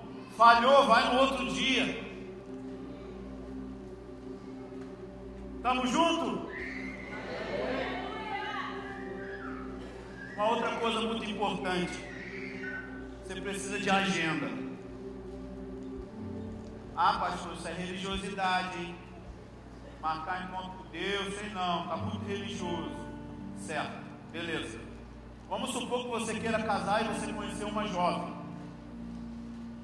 Aí você quer conhecê-la porque você deseja casar. Você vai chegar para ela e vai falar assim: oi, minha irmã, tem muito interesse em me casar contigo, mas a gente se esbarra por aí.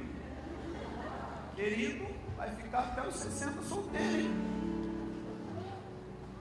Deus é uma pessoa. Ele quer encontros.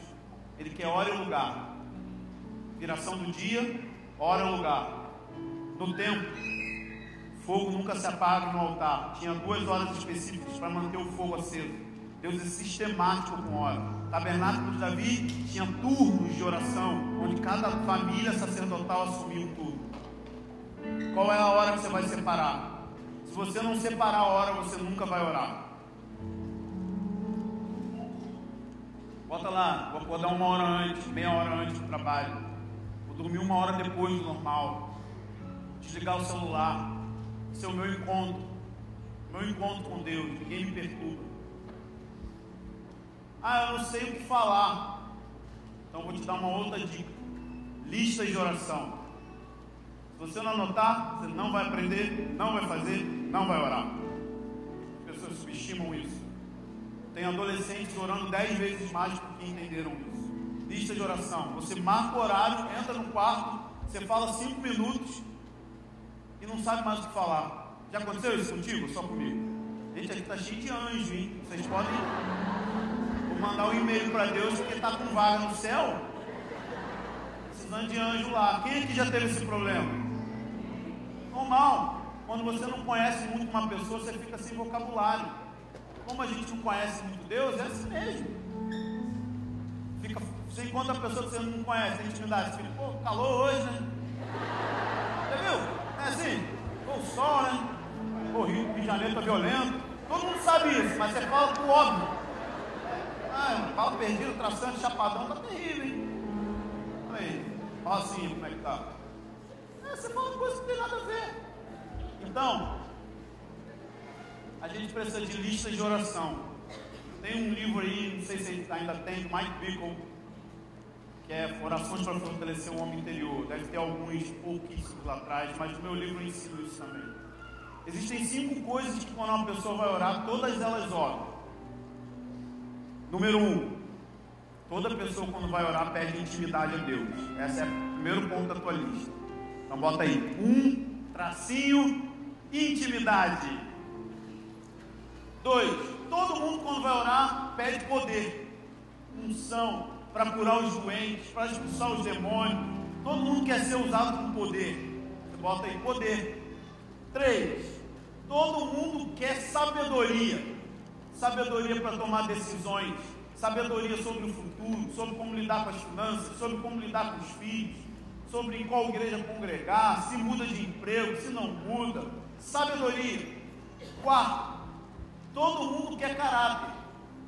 Todo mundo quer mudar alguma coisa na vida que não acha legal. Sim ou não? Sim ou não, gente? Sim. Estou dizendo que ele está cheio de anjo, rapaz. E 5, todo mundo ora por alguém, intercessão ou algo. 5 pontos para você orar. O que eu costumo fazer? Para cada ponto eu coloco um versículo bíblico relacionado ao ponto. Como que eu vou saber isso, pastor? Tem uma ferramenta ungida chamada Google. Google tem um poder. Se você colocar lá versículos de intimidade com Deus, vai aparecer vários. Beleza? Você vai escrever uma folhinha assim, uma folha. Ponto 1, intimidade. Aí você põe um versículo que fala sobre intimidade. Por exemplo, João 17, versículo 26, 24. João 17, 24 diz assim: Jesus está orando a Deus, tá? Jesus está orando ao Pai. Oração sacerdotal, antes de ir para a cruz, ele diz: Pai, meu desejo é. Então, primeira coisa, Jesus tem um desejo. Muito importante. Leia a Bíblia em português, respeitando ponto e vírgula. Amém, gente? Graças a Deus, porque tem gente que cria heresia com respeito. Você viu o pastor lá do Fantástico, vai e adultera com ela, que pegou as mulheres todas do rebanho para ele, e disse que Deus tinha dado uma palavra para ele na Bíblia. Então, porque ele leu a Bíblia fora da pontuação. Então, leia a Bíblia respeitando ponto e vírgula. Pai, meu desejo é. Interpreta o texto, não é revelação profética não, gente. Em português, Jesus está dizendo que tem um desejo. As pessoas querem que a Bíblia vire um fogo, assim, o fogo vem, envolveu minha mente, um anjo, saiu rodando. Não. Bíblia objetiva, palavra de Deus, Deus aqui. Deus não fala comigo. Fala aqui, a palavra de Deus aqui, está aqui, gente. A gente é místico demais. Aqui a palavra. Pai, meu desejo é. Jesus está falando que tem desejo. Que desejo é? Aí ele continua: que aqueles que me destes, olha isso, estejam comigo aonde eu estiver, para que vejam a minha glória. Para, tem muita coisa aqui que chega a ficar denso.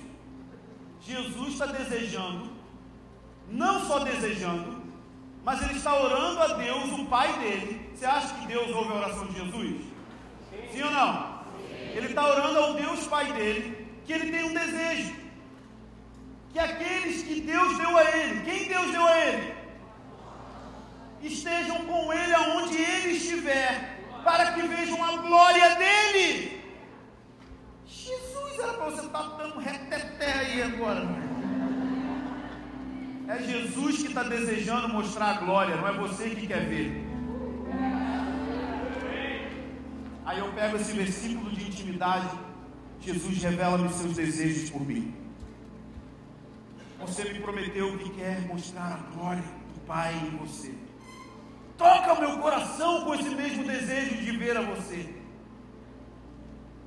Sabe quantos tempos eu fiquei orando esse versículo? 1 ano. Eu quero uma coisa nova revelação do grego, do hebraico, do latim. Queria entender os nefilim, os demônios, batalha espiritual, os leviatã. Tudo bem, fica à vontade. Eu quero conhecer Jesus. Eu não quero estudar os demônios. Aprenderam a orar? Sim ou não? Qual é o problema então? Esse é o princípio. Qual é o problema?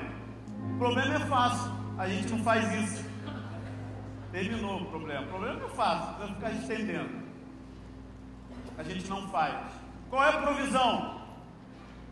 Estou terminando.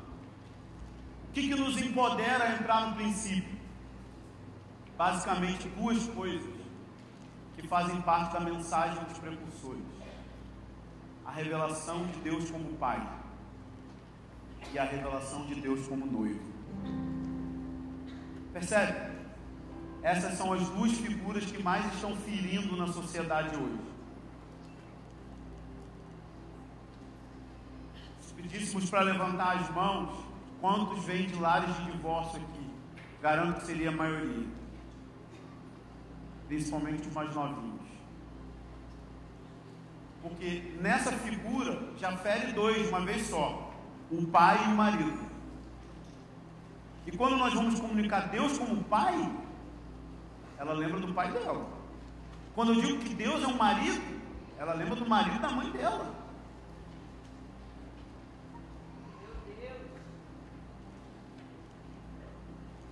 No fim dos tempos, essas são as 2 mensagens que mais vão ser fortes a respeito de Deus. Deus é pai, Deus é noivo. Que tipo de pai Deus é? Ele não é como o seu pai. Isso se reflete na nossa espiritualidade. a gente criou uma espécie de formalismo evangélico que parece que tem a ver com respeito, mas na verdade é distância. A gente acha que se usar o português da Bíblia, o antigo, sabe a Bíblia que fala, ao invés de jovem, fala mancebo? Quem tem essa Bíblia? Aposentem, querido. Aqui, ó, Almeida, século 21, século, essa aí é século 17. Tem uma Almeida, século 21, que é a linguagem da nossa época aqui. Mancebo. Aí o cara vai pregar, ele acha que se ele usar as terminologias em português arcaico, significa que ele está ungindo. Eu tenho um amigo que quando ele encontrava na rua, ele falava assim: amado, vamos galgar alguns versículos, segundo o Evangelho, segundo São Marcos. Eu falo assim, cara, mas eu não consigo entender o que você fala. Não tem jeito mais reto, não? Porque a sacrossanta, inefável e infalível Sagrada Escritura, quero vos dizer, você tem 17 anos, está falando com um senhor de 100. Como que é quando a gente vai orar? Excelentíssimo Deus, excelso Pai, Deus de Sadraque, Mesaque, Abednego, Elias, Sanfonias, Malaquias, Naum, que é um profeta que você nunca leu na vida. Aí você cita ele. Obadias, tadinho do Obadias, está cheio de poeira lá na Bíblia. Miqueias. Já pensou, você entra na casa do teu pai, excelso Pai, excelente Pai, soberano Pai, conceda-me um real para o picolé, retirar-me-ei da vossa presença, excelso.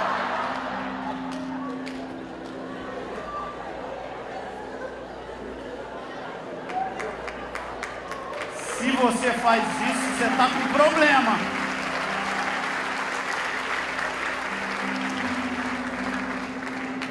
Você está com probleminha, neném. Vou te dizer. Isso é problema de distância. Deus é transcendental, está acima de todos nós no seu trono no céu. Mas Ele é imanente, Ele é Emmanuel, Ele é Deus conosco. Transcendência e imanência. Tu és o Senhor, sim, mas você me deu um espírito que clama: papai, Abba, Pai. A gente está distante dele, como se ele estivesse raivoso para bater na nossa cabeça. Sim, Deus disciplina seus filhos porque ama. Cada palmada dele em você é para trazer para perto da santidade dele.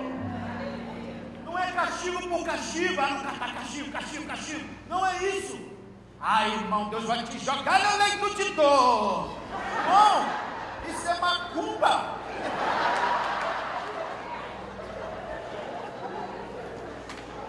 Repreende isso. Leito de dor vai o diabo. Eu não. Que vai ficar 1000 anos acorrentado lá. Ele vai ficar no leito de dor. Eu vou no Salmo 16:11. Na presença de Deus, a plenitude de alegria, e a sua destra delícias para sempre. Deus está sorrindo para você, meu amigo. Isso te cura e faz você entrar no princípio, porque você sabe que Deus é bom sempre. Não tem um dia que Deus está com azia, agora Ele não ama. Não, Deus não sente amor só, Ele é amor. Não muda assim: ai, estou com enxaqueca, vou matar a humanidade. Já pensou? Isso é eu e você. Dá uma cefira, vou meter o pé na porta, estou com dor de barriga. Não, Deus não acorda com dor de barriga. Imutável, soberano, criador de todas as coisas, eternamente amante. Amante, Ele é um amante da humanidade. E Ele é um Deus noivo de desejo. Isaías 62, quando Israel estava desviando, ele disse: Israel é minha delícia. Pensa na coisa mais gostosa que você curte comer. 5 segundos, pensa aí. Veio uma picanha agora, show de bola. ao ponto, mais mal passada, e um pudim de leite. Se você quiser me fazer feliz, me dê pudim de leite, querido. Vou ficar ungidíssimo. Quando você come uma coisa que te dá prazer, você entra em êxtase. Deus está falando, você me dá prazer. Não é prazer sexual, é prazer de que você completa o coração dele. Não porque está faltando alguma coisa, mas porque ele desejou se relacionar com você. Pensa assim, Deus não precisa de nada, ele não estava solitário na eternidade. A gente fala assim, Deus na eternidade estava solitário, estava um pouco assim, meio solteirão, e aí decidiu criar a noiva. Não! Deus tinha um Pai, Filho e Espírito Santo, anjo pra caramba para adorar. Por que ele criou um homem? Ele quis envolver você, é tanto amor. Pensa, sabe como que Deus te ama? Deus te ama do mesmo que Ele ama Deus. Pensa assim, Deus ama Jesus, Jesus ama Deus. Esse mesmo amor é o que Ele tem por você. Chama isso de comunhão do coração ardente.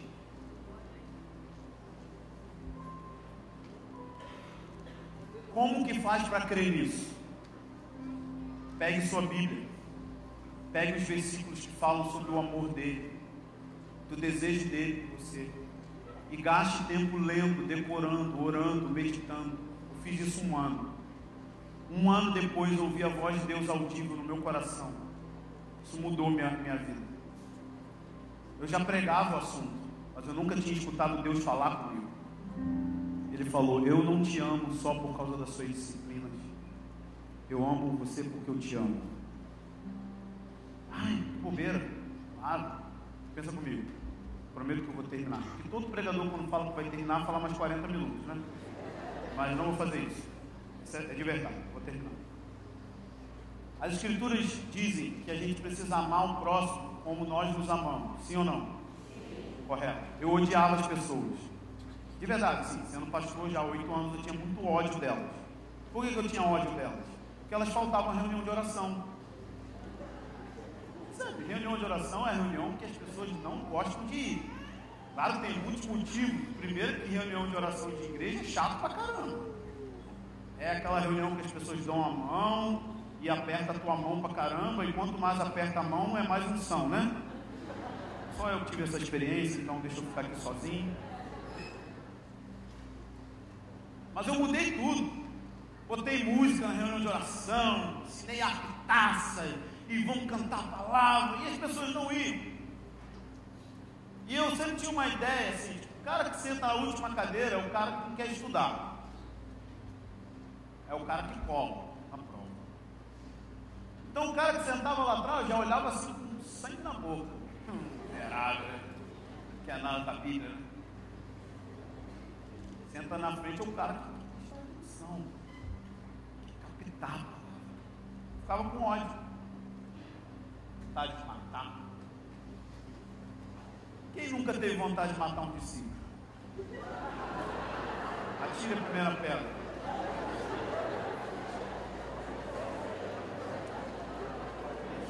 Todo mundo.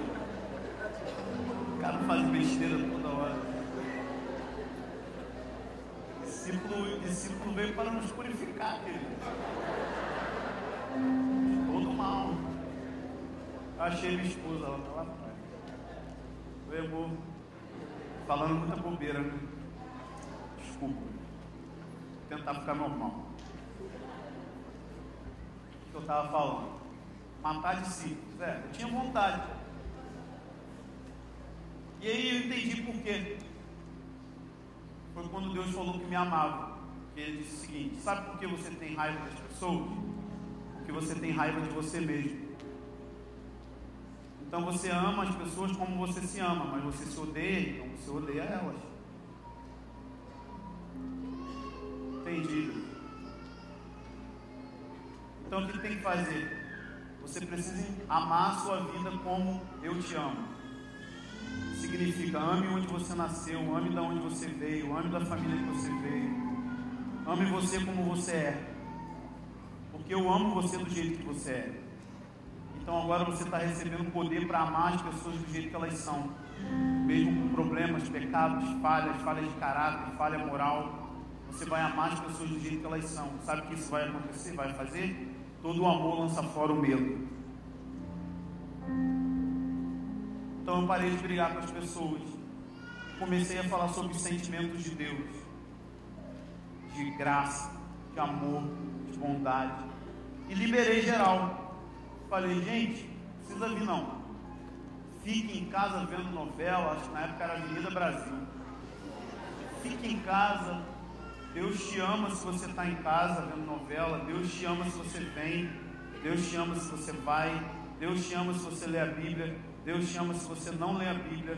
Deus te ama e ponto final. O que aconteceu? As pessoas começaram a vir orar. Porque removi o jugo. Jesus disse, tem jugo, mas é suave e leve. Que o jugo de Jesus é relacionamento com um Deus bom, não um Deus com azia. Isso curou a minha vida. Isso me ensinou a ser misericordioso com quem não está correndo na mesma velocidade. Então, se você está aqui essa manhã, eu quero orar por você. Talvez você esteja muitos anos-luz atrás disso. E você olha para a sua vida e você fala, nossa, não tem jeito. Isso é muito alto para mim. Não é não. Tem graça disponível para você hoje aqui. Graça não é só perdão de pecados. Graça é um empoderamento para viver aquilo que Deus quer que você viva. Eu não quero que você despreze esse momento. Quando eu estava tomando banho, eu estava pensando nisso. Quantas conferências eu fui como essa? E que Deus fez depósitos na minha vida que eu estou sacando hoje. E às vezes a molecada fica desencorajada. Pô, mais uma conferência, vou lá na frente, vou orar, mas nada, não vai acontecer nada. Não pense assim. O Espírito Santo está presente aqui, muito leve, muito gracioso. Não precisa fazer uma performance. Ai, estou sentindo. Se sentir, massa, beleza. Pode pôr lá no chão, que está mais ou menos limpo aqui.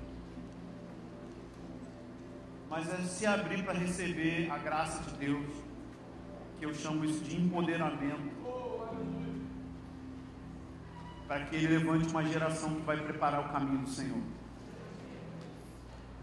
Ele vai vir sobre você com fogo, talvez com paz, talvez Ele vai se revelar a você como um Deus paterno e vai te curar.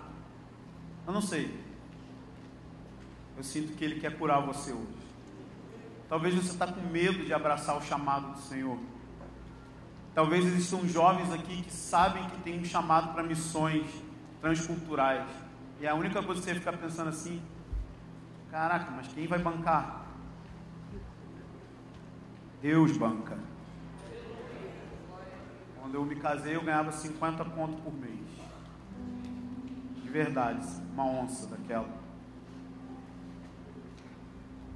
Deus paga as contas. Então eu quero chamar você para ficar de pé.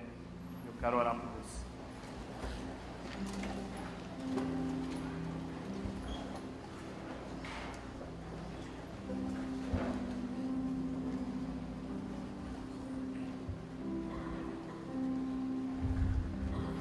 Quantos se identificam com a palavra? De verdade, assim. Eu sou pregador não, assim. O pregador falou, tem que levantar a mão. Não precisa não. Fica tranquilo que eu estou feliz. Estou feliz de estar aqui, só de estar aqui eu estou feliz. Mas faz sentido para você? Tem coisas que tocaram o seu coração. Você fala assim, cara, me atingiu. Esse negócio me atingiu em cheio. É isso. De verdade.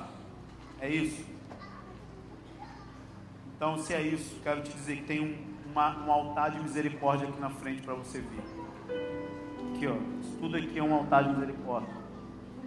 Quando tem um altar de misericórdia, normalmente a gente mergulha nele. A gente não vem devagar. A gente já vem e Deus já vai tocando. Não precisa nem eu começar a orar. Deus já vai tocando você.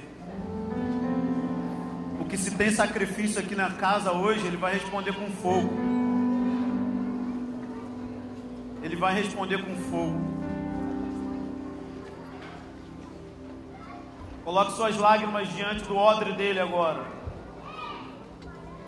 Talvez você está olhando para a sua vida e está dizendo: eu não sou capaz de ser alguém que prepara o caminho do Senhor. Talvez sua família está quebrada. Agora mesmo, Ele está liberando graça sobre você. A única coisa que você precisa dizer para Ele nessa manhã é: sim, Senhor, eu estou aqui, eu sou o material disponível, eu sou incapaz de me qualificar, mas pelo poder do Teu Espírito você pode me qualificar. Então eu estou aqui. Seja violento agora e ofereça suas orações a Ele. Você não precisa de uma mão na sua cabeça. Você precisa agora colocar o seu coração diante dele.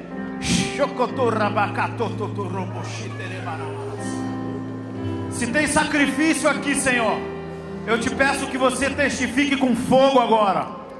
Fogo, fogo. Doce Espírito Santo.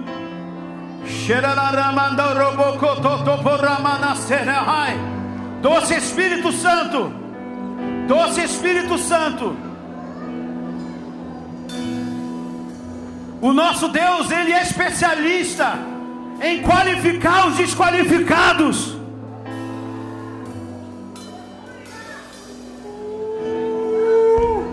Pega as crianças, Senhor. Pega os adolescentes aqui. Pega os homens de negócio. Oh, nós precisamos não mais de estratégias. Nós precisamos de um avivamento. Então nós reunimos o nosso vazio hoje para você encher. Apresente o seu vazio a Ele. Apresente a sua sequidão. Quanto mais seco, mais o fogo queima. Pega Ele, Jesus. Agora. Deixa subir o clamor, isso mesmo. Esse clamor que está subindo diante dos céus está puxando a glória dele. Espírito Santo, eu te peço, coloca um clamor dentro deles agora. Gemidos do Espírito agora. Ore através de nós, Espírito.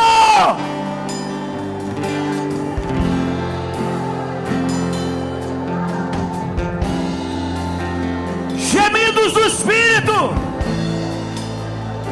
Se você ora em outras línguas, mesmo você ir atrás, comece a orar em outras línguas agora. Levante a sua voz. Vamos produzir clamores do Espírito aqui. Libere as suas orações, Espírito Santo.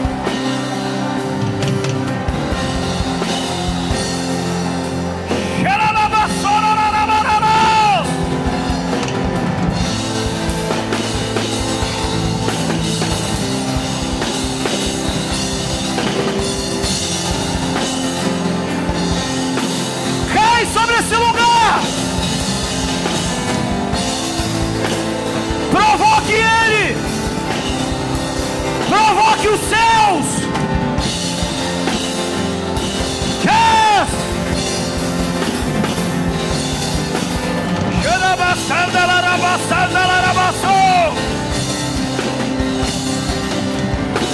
Provoque os céus e somente o clamor.